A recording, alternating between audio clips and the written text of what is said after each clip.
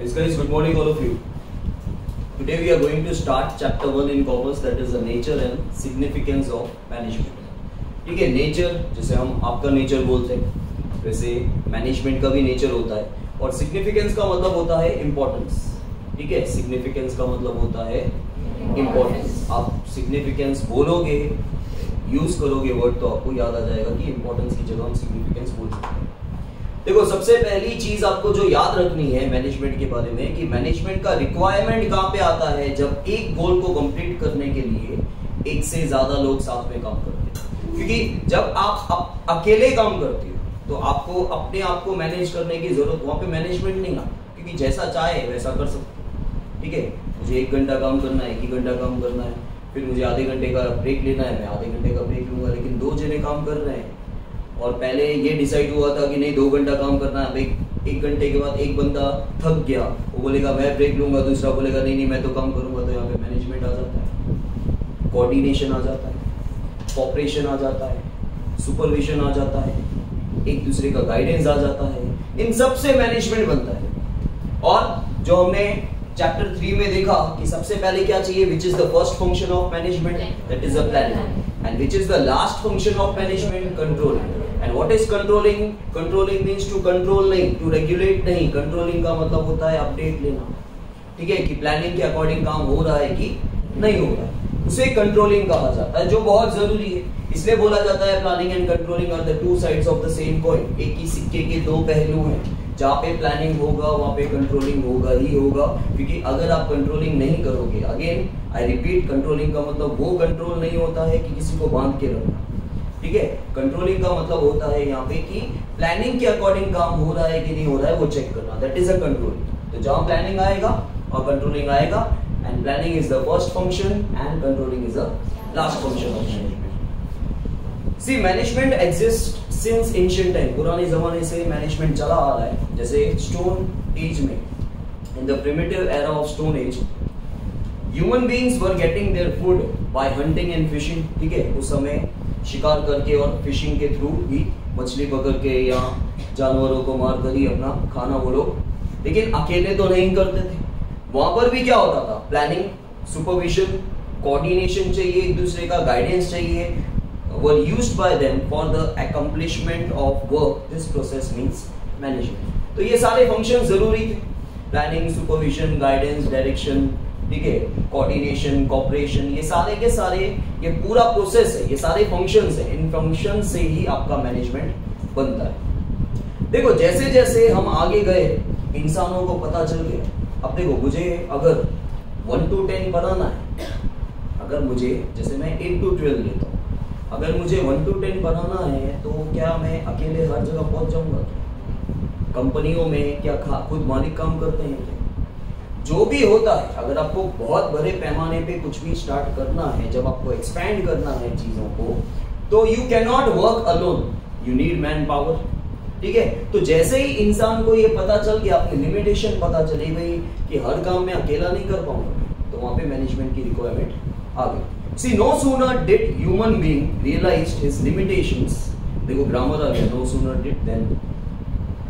No sooner did human being realized his limitation. जैसे ही इंसान को अपनी कमियों के बारे में रियलाइज हुआ, एहसास हुआ, अरे नहीं मैं अकेला तो काम नहीं कर पाऊंगा, और अकेला काम करूंगा तो बहुत आगे तक मैं अकेला तो नहीं जा सकता. Then management became essential to achieve his objectives with the help of others. तो जैसे ही इंसान को पता चला कि ये मेरी कमी है, मैं अकेला काम नहीं कर पाऊंगा, तुरंत उसे पता चल गया कि मैनेजमेंट की वहां पे जरूरत है. मतलब उस समय वहां पर मैनेजमेंट की जरूरत है. मैनेजमेंट एसेंशियल हो जाता है. अगर आपको अपने लाइफ के गोल्स कंप्लीट करने हैं, ठीक है, और बहुत आगे तक जाना है, you can not work alone. तो इंसान को जैसे ही पता चल गया कि वो अकेला काम नहीं कर सकता है, वहां पे मैनेजमेंट की जरूरत आ गई, तो ही गोल्स अचीव हो पाएंगे. Man tries to get maximum satisfaction using minimum resources. ऐसा कोई भी बंदा नहीं है जो जनरली ज्यादा फायदा नहीं चाहता. हर इंसान क्या चाहता है कि मैं कम से कम खर्चा करूं और मुझे मैक्सिमम फायदा हो. ठीक है, For this he receives cooperation of others. When more than one person join hands for completion of work in a systematic manner, तब मैनेजमेंट की जरूरत होती है. जब एक से ज्यादा लोग एक सिंगल कॉमन गोल को अचीव करना चाहते हैं तो उसमें मैनेजमेंट की जरूरत होती है। अ need of planning and delegation of authority and responsibility arise. तो जैसे ही मैनेजमेंट आता है वहाँ पे प्लानिंग की जरूरत होती है, और प्लानिंग के बाद हम क्या करते हैं, हम अथॉरिटी और रिस्पॉन्सिबिलिटी डेलीगेट करते हैं। डेलीगेट मतलब देना, डिस्ट्रीब्यूट करना। क्योंकि देखो जैसे planning and controlling are the two sides of the same coin, ये स्टेटमेंट याद रखना, लाइफ टाइम यूज होता है। खाली मैनेजमेंट में ही यूज होगा जरूरी नहीं है, लेकिन जब प्लानिंग आ गया कंट्रोलिंग आएगा, आपको साथ में ये वर्ड बोलना है, कुछ भी हो जाए। अगर आप सोच समझ के प्लानिंग के बारे में सोच रहे हो, चलो मतलब ऐसी आपके सामने लाइफ में सिचुएशन आ गई जहाँ पे प्लानिंग यूज हो रहा है, आपने सोचा कि हाँ प्लानिंग यूज हो रहा है, तो आंखें बंद करके कंट्रोलिंग आएगा।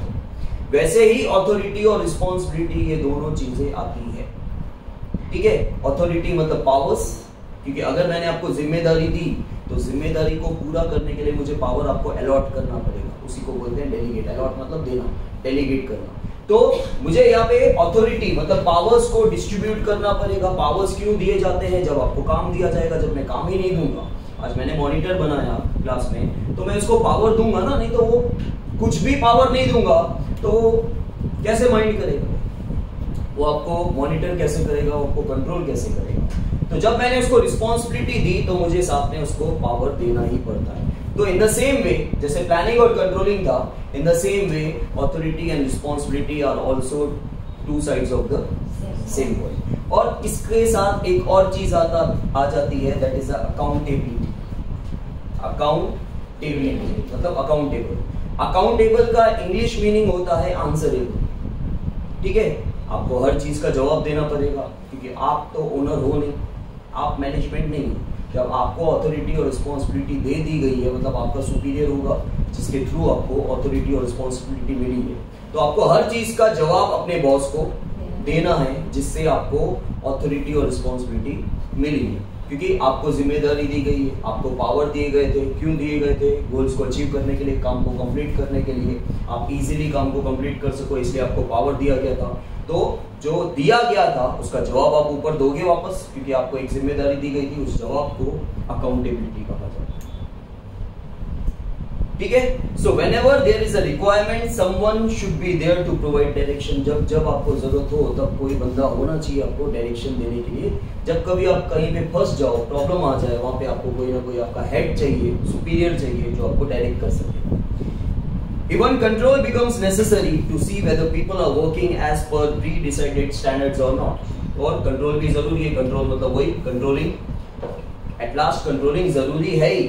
अगर ये चेक नहीं किया जाएगा कि प्लानिंग के अकॉर्डिंग काम हो रहा है कि नहीं हो रहा है, तो आपकी प्लानिंग सक्सेस नहीं जाएगी। सो दीज फंक्शंस, ये सारे के सारे फंक्शंस जो थे, डायरेक्शन देखा आपने, कॉपरेशन देखा, कोऑर्डिनेशन देखा, प्लानिंग देखा, सुपरविजन देखा, गाइडेंस देखा, and at last there is a controlling. ये सारे के सारे फंक्शंस जो हैं ये मैनेजमेंट का पार्ट है। ठीक है, in business sole proprietorship forms मतलब जो अकेला मालिक होता है, और पार्टनरशिप फॉर्म्स। कॉमर्स के अंदर दो चीजें याद रखना। सोल प्रोप्राइटर जो आपने 11th में अकाउंट्स लिया पूरा का पूरा, that was a sole proprietor, single owner. और आपने कॉमर्स में पार्टनरशिप का भी आंसर लर्न किया था। लेकिन ये दोनों के दोनों स्मॉल बिजनेस कहलाते हैं। पार्टनरशिप फॉर्म भी छोटा, देखो छोटा और बड़ा बिजनेस किसके बेसिस पे होता है पता है? कैपिटल के बेसिस पे। बराबर, आप बोलोगे सर, आप शायद किसी के मन में आया हो मैन पावर के बेसिस पे, सर जितने ज्यादा लोग काम करते हो, लेकिन ज्यादा लोग कहाँ काम करेंगे? जब काम ज्यादा होगा, काम ज्यादा होगा तो इन्वेस्टमेंट भी ज्यादा होगा, मतलब अल्टीमेटली पैसे की बात आ गई। तो जो साइज होता है बिजनेस का वो पैसे के बेसिस पे होता है। आपका कैपिटल इन्वेस्टमेंट सोल प्रोप्राइटर और पार्टनरशिप में एक हद तक ही होता है। लेकिन which is the biggest form of business? उसमें इनफ पैसा आपका इन्वेस्टेड होता है। ठीक है, so many changes took place in the nature of business with expansion of business activities and due course of time finally the company developed। तो बहुत सारे चेंजेस बिजनेस में आए, धीरे धीरे बिजनेस का काम एक्सपेंड होता गया, एक्टिविटीज इंक्रीज होती गई, इतनी इंक्रीज होती गई कि अब बहुत ज्यादा पैसे की जरूरत थी, जो आपके सोल प्रोप्राइटर और पार्टनरशिप फॉर्म से नहीं मिलना था। तो अल्टीमेटली क्या हुआ? कंपनी डेवलप हुई। In this format, it becomes easy to arrange big amount of capital and the services of experts and other major benefits are also available। और इस फॉर्मेट में मतलब कंपनी की बात हो रही है, कंपनी के अंदर इजीली पैसा आप मार्केट से क्रिएट कर रहे थे। ठीक है, और आप जब पैसा आ जाएगा तो ऑटोमेटिकली आपको सारी सर्विसेज भी मिल जाएगी, एक्सपर्ट्स की सर्विस भी मिलना चालू हो गई, आप अपॉइंट कर सकते थे। But it gives rise to many problems as the size and activities of the business expand. जितना ज़्यादा बिजनेस एक्सपेंडेड होगा, जितने ज़्यादा लोग होंगे, उतनी प्रॉब्लम्स भी ज़्यादा क्रिएट होगी। These problems include the problem of capital, production, sales and employees। तो भले मार्केट से आप कितना भी पैसा उठा सकते हो कंपनी के अंदर, उसके बावजूद कंपनियों में प्रॉब्लम आता ही है पैसों का, प्रोडक्शन का, सेल्स के रिलेटेड, एम्प्लॉइज के related. In such circumstances there is a need of, अब इनको संभालने के लिए कौन चाहिए? बंदा चाहिए, ट्रेन्ड एक्सपर्ट्स चाहिए। Need of trained, experienced and expert people to take various decisions and their implementations. Work done by this group of people is known as. तो ये सारे काम संभालने के लिए आपको एक्सपर्ट्स चाहिए, और एक्सपर्ट एक ही तो नहीं चाहिए, अलग अलग डिपार्टमेंट है, तो अलग अलग डिपार्टमेंट के रिलेटेड जो भी वर्क है उनके रिलेटेड आपको एक्सपर्ट्स चाहिए। तो ये जो ग्रुप ऑफ पीपल है, मतलब ये जो ग्रुप ऑफ एक्सपर्ट्स है, इसे ही मैनेजमेंट कहा जाता है।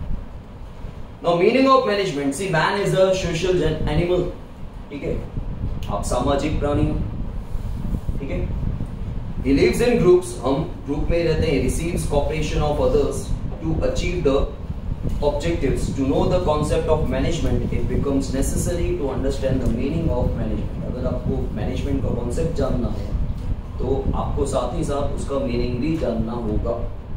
Many writers have explained the meaning of management from different viewpoints. जितने एक्सपर्ट्स, जितने लोग उतनी बातें, सब जनरली बोलते हैं जितने लोग उतनी बातें, तो वैसे ही यहाँ पे सबकी सोच अलग अलग है। जितने भी मैनेजमेंट एक्सपर्ट्स हैं सबने अलग अलग मैनेजमेंट की डेफिनेशन दी है। लेकिन अकॉर्डिंग टू कून्स ओडोनल, ये जो मैनेजमेंट एक्सपर्ट है,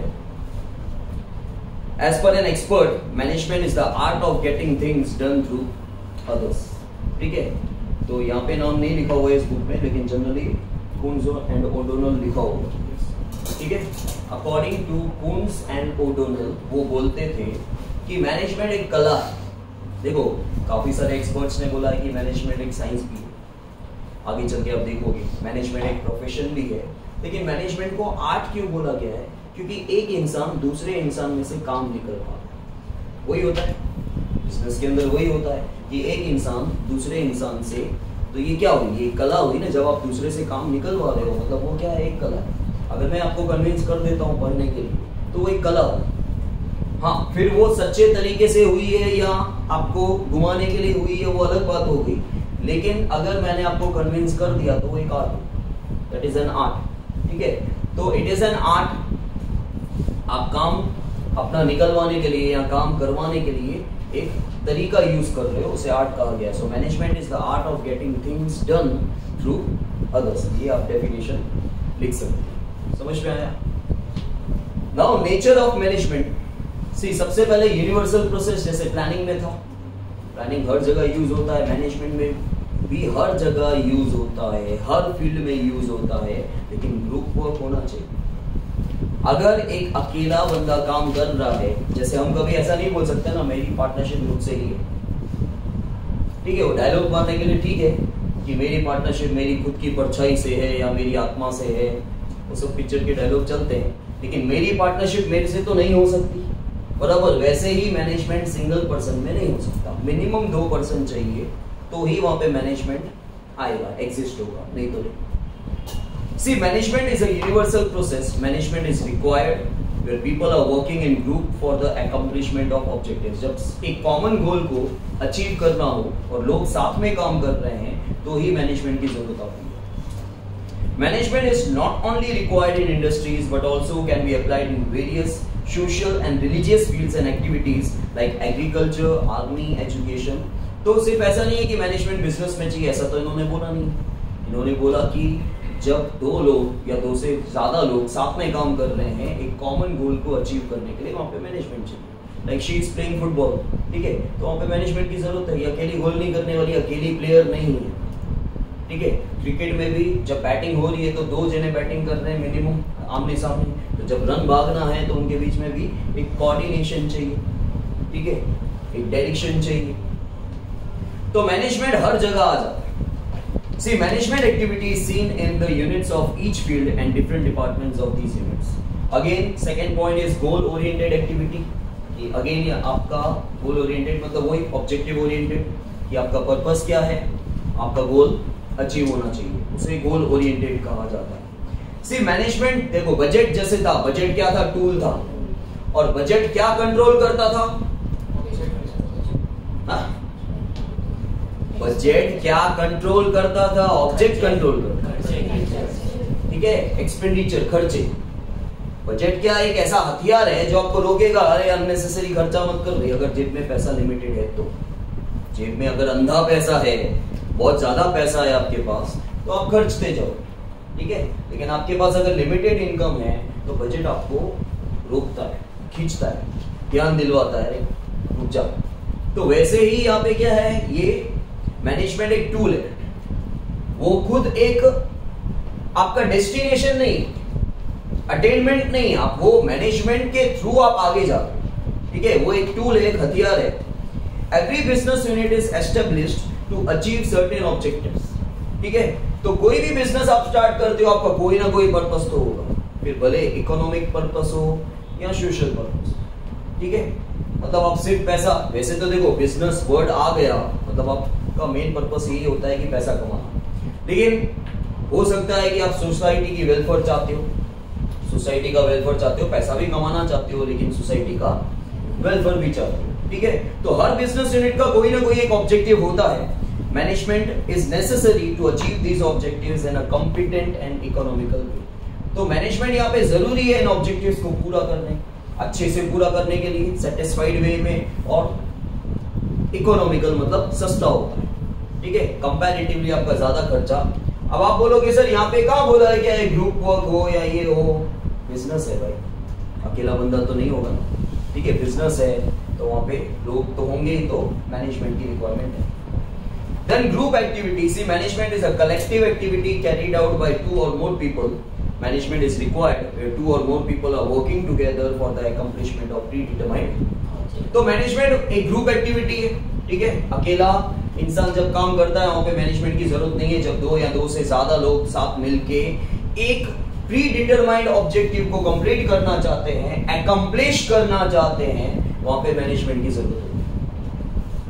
देन कंटिन्यूअस प्रोसेस, अब कंटिन्यूअस क्यों बोला जाता है, पे अटेंशन हियर, कंटिन्यूअस क्यों बोला जाता है, उसका एक रीजन होता है। देखो सिर्फ हमारे लाइफ में क्या एक ही गोल होता है, चलो एक गोल आया, देखो मोबाइल चाहिए, ये भी एक गोल ही, ठीक है, जैसे ही मोबाइल मिल जाएगा, जैसे ये तो आपकी वॉन्ट्स है, ठीक है, इसको नीड नहीं बोलते, ये वांट है कि एक वांट खत्म होगी फिर दूसरी वांट आएगी फिर तीसरी वांट आएगी, वैसे ही आपके पूरे लाइफ में, आपके पूरे जीवन में, आजीवन में बोलते हैं, एक ही ऑब्जेक्टिव नहीं होता, ठीक है, हाँ चलो एक ऑब्जेक्टिव के पीछे मन लगा के काम कर रहे हो, जैसे ही वो खत्म होगा again you will define another object, फिर उसके पीछे काम करोगे और उसको अचीव करोगे, फिर आपका एक ऑब्जेक्टिव आएगा, तो ये एक कंटिन्यूअस प्रोसेस है। तो यहाँ पे वही लिखा हुआ है, management is a continuous process, why once begun it becomes difficult to discontinue, एक बार चालू हो गया तो वो उसे रोकना मुश्किल है जब तक बिजनेस बंद ना हो जाए। Management is a goal oriented yet it does not stop after the achievement of objective. Goal oriented मतलब क्या, आपका गोल खत्म हो गया बस खत्म, एक्चुअली गोल ओरिएंटेड ये होता है कि गोल ओरिएंटेड, ये गोल को कंप्लीट करने के लिए रिक्वायरमेंट है इसका, तो मैनेजमेंट में तो आपका गोल एक अचीव हो जाता है तो फिर आप स्टॉप नहीं हो जाते, ठीक है, पहले आप क्या करते हो, आप आपका ऑब्जेक्टिव डिटरमाइन करते हो, फिर उसके पीछे काम करते हो, उसको अचीव करते हो, गोल हो गया खत्म, तो फिर से दूसरा गोल बनाओ। New objectives and targets are decided by the business unit, अब नए ऑब्जेक्टिव और टारगेट्स डिसाइड किए जाएंगे। The cycle of defining objective, defining मतलब जो अभी तक हम वर्ड यूज कर रहे थे डिटरमाइन, डिफाइनिंग या डिटरमाइन का मतलब एक ही होता है कि एक ऑब्जेक्टिव आपका अचीव हो गया, गोल अचीव हो गया, तो आप क्या करोगे, नया ऑब्जेक्टिव डिटरमाइन करोगे, उसे अचीव करोगे, अगेन फिर से रीडिफाइन करोगे दूसरे ऑब्जेक्टिव। दैट ह्यूमन प्रोसेस, क्योंकि देखो सबसे इंपॉर्टेंट फैक्टर जो है यहाँ पे दैट इज ह्यूमन, बाकी जितने भी जो फैक्टर्स है प्रोडक्शन के वो ह्यूमन के बिना अधूरे हैं। Man is at the centre of any activity, जहाँ पे भी मैन का काम है बाकी के सारे फैक्टर सेकेंडरी हो जाते हैं, मैन का ही इंपॉर्टेंस होता है। See, management process is limited to human activities in spite of its universality. Human element is the most significant element in management. Other means of production are useless without man. Management is done by the human being and for the human being. Man is in the center of management, thus it is a human process which is done by and for the. तो देखो इंसान के through होता है, इंसान के लिए होता है, और बाकी के सारे फैक्टर्स जो भी प्रोडक्शन के हैं वो मैन के बिना अधूरे हैं. So man is at the centre of any activity. Then decision process. See decision process is a function of management. Management has to take decision constantly, मतलब continuously while managing business. No work can be done without taking decisions. After taking decisions, management has to proceed to implement it. Thus, decision process is a function of the management. Business में continuously management को decisions लेने पड़ते हैं constantly. ठीक है, कोई भी काम बिना डिसीजन के नहीं होता. पहले आप डिसाइड करोगे फिर ही काम होगा. फिर बोला गया साइंस, आर्ट एंड प्रोफेशन. ठीक है, मैनेजमेंट एक साइंस भी है. अब साइंस क्यों बोला जाता है? क्योंकि साइंस में जैसे रूल्स एंड रेगुलेशन होते हैं, प्रिंसिपल्स कहा जाता है उसमें. ठीक है, बेसिक फंडा.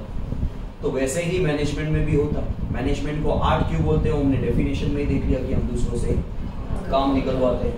और मैनेजमेंट को प्रोफेशन भी बोला जाता है. मैनेजमेंट को प्रोफेशन इसलिए बोला जाता है क्योंकि आजकल जो भी मैनेजर्स हैं उन्होंने प्रोफेशनलिज्म अडॉप्ट कर लिया. एक्सपर्टीज होते हैं. ठीक है, जैसे लॉयर्स हैं, डॉक्टर्स हैं, चार्टर्ड अकाउंटेंट हैं. So thus it is clear that management is a profession. समझ में आया?